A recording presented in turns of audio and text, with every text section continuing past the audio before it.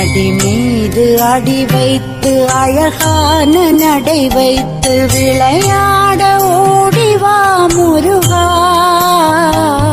என்னோடு சேரவா முருகா.